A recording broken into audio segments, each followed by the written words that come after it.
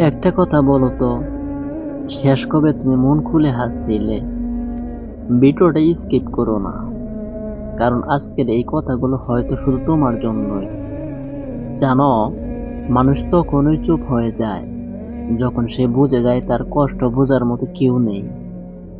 আজকাল সবাই অনলাইনে অ্যাক্টিভ, কিন্তু কারো জীবনে সত্যিকারের কেউ নেই। হাজার মানুষের সাথে কথা হয়, তবু রাতের শেষে মানুষটা একাই থেকে যায়। সবচেয়ে ভয়ঙ্কর ব্যাপার কি জানো? যে মানুষটা সবাইকে সাহস দেয়, সে নিজেই ভিতরে ভিতরে প্রতিদিন যুদ্ধ করে।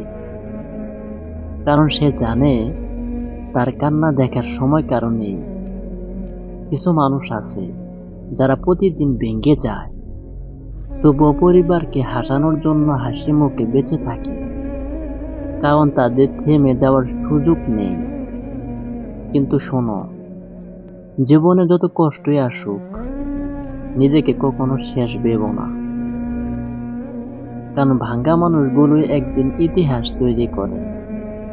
আর যারা তোমাকে অবহেলা করছে, একদিন তারাই তোমার পরিবর্তন দেখে অবাক হবে।